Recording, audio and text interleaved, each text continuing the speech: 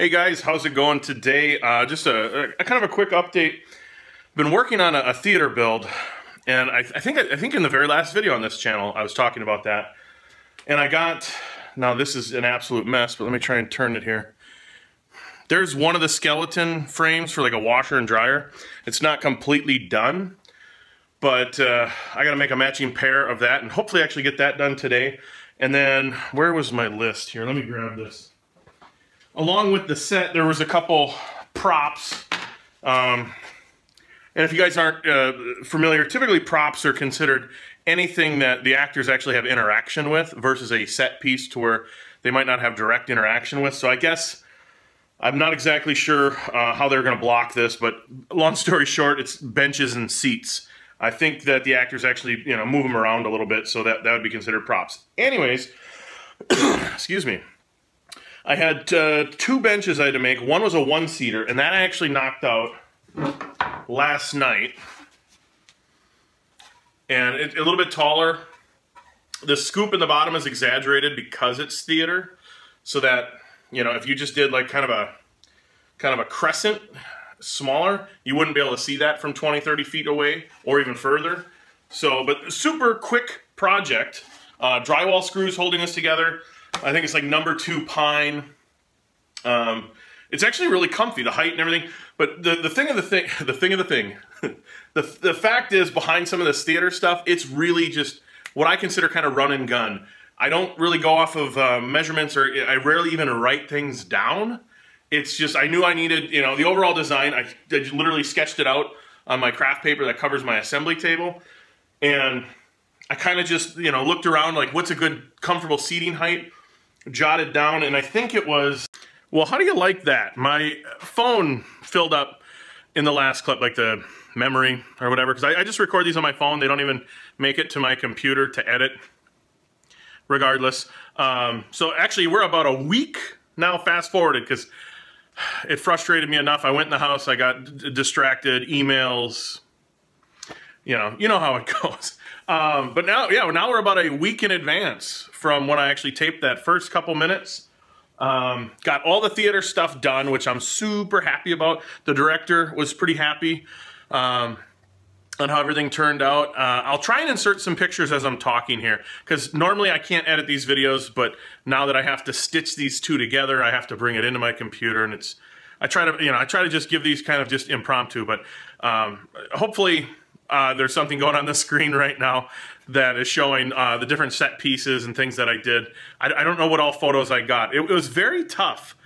I've had a lot of people ask about different set and theater builds, and they want to see more, because they're not. That's just not something that is in their wheelhouse. It's just not something they see a lot. It's very tough to tape that stuff. I found that out. I tried to videotape the stool video, which I don't know how I would do that. Maybe I'll pull some of the footage that I grabbed into the editor and see if I can mishmash something together. But if you guys follow me on Instagram, I posted that stool, and that seemed to be the most popular project out of all these theater things that I was doing. And I thought, hey, for a simple little stool, maybe I could turn that into a video. Maybe not the actual theater build one, because when I'm in theater build mode, it's literally just go, go, go, go, go. Because I got to knock so many things out. I'm definitely not thinking about a camera and angle and tripod or anything like that. And even if I were to slow things down, I think that would wreck the overall, I don't know what you'd call it, like my workflow. Because I can only do theater stuff. Like if I think, okay, that's how I want that. I just, boom, right to the saw, and I cut it, and boom, I'm done. I don't go, okay, let me write that down. Let me get out a tape measure. Let me, I don't do any of that stuff. So by the time I grab a tripod, it'd probably be all. But anyways, that was a cool project. Like I said, hopefully I can show pictures of that step stool. Another thing, and hopefully I can show some painted pictures of the bench. A couple people on Instagram were saying that the legs looked a little small and a little bit flimsy. This was for a traveling theater set, so it was not a permanent install, and these props had to not only come off stage and be struck, but they had to be put into a van, like a cube truck, and then transported to the next stage. So it was a traveling show. And then also on that bench, the reason I made them so small, because they got painted black and with a silver metallic glaze to give kind of the metal patina, like it's more of a wrought iron type. So that's, you know, the design for that. And a couple, you know, the features, they get exaggerated on theater builds because the audience a lot of times with a standard proscenium stage, they're like 30 feet away, even just for the front row. But anyways, just finishing that up, I had my set painter buddy helping me. And so this is about what it looks like. It's still, and this is, oh man, this has been 4 or 5 days, I want to say, maybe even longer. I don't even know how to show all this. There was a paint mishap. And so all this stuff had to be set out to dry. I had this one dried, painted down. But all sorts of hardware and stuff that was in this bin that was next to, and so anyways, accidents happen. I just haven't had much motivation to come out here and clean all this. But yeah, so luckily my wife actually helped me the following morning finish up the painting, because it just, about half a quart of paint ended up on the floor. A lot of it soaked some cherry wood and stuff. I'm sure that'll plane out, so.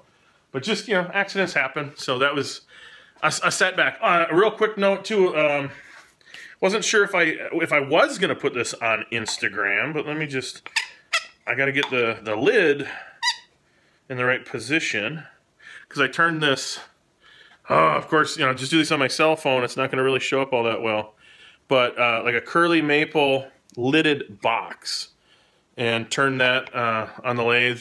That was really a fun project. I wish I would have gotten a little bit more video on it, but it was just one of those, like, I just wanted to go out and do something. Oh, and then let me grab this too. This was a maple platter. This is not done, mind you. It's got a couple coats of finish on it. The edge is black, and then the bottom I tried something kind of funky. And as I was sanding, and it was on the lathe, I wanted to put some alcohol or some lacquer to see if I could see some of the fine scratches. But I was doing that on the back, and I just put it on there while it was spinning, and I got this real symmetrical and even starburst pattern. So I tried dyeing it, and then with a darker dye do that, which it didn't look like the alcohol did. And it's all dusty, of course. But interesting enough to where I'll explore that some more. It's just a cool little platter. It's about 12.5 inches in diameter. Left this natural, couple coats of lacquer, kind of a reddish brown dye, and then more of a darker brown, almost like a dark Van Dyke brown on for that striation. And I'll see if I can. It's kind of funky. I kind of like it. Probably not for everybody's taste, but it's about having fun, and didn't really get much video of that either. That was just one of those. But hey, going back to the theater set, I'm going to try and keep this video halfway short. I took that theater thing on, which has been a while for me to take on a theater gig, but I'm trying to save up money for a bandsaw. And now that theater job is behind me, I think I can pull the trigger on a bandsaw halfway soon.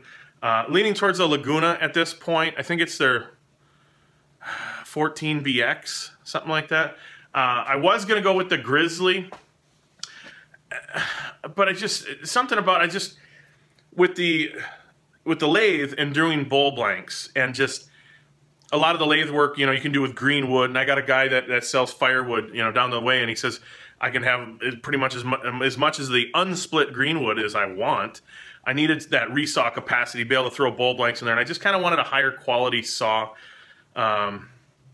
So anyways, that's, you know, I haven't pulled the trigger on anything yet. And then I had, sorry for all that say that I take you off the tripod too much. That's what's happening. Let's see if I can show it halfway decent. Most of it is behind a bunch of other wood, but this is Lightning Strike Flame Birch.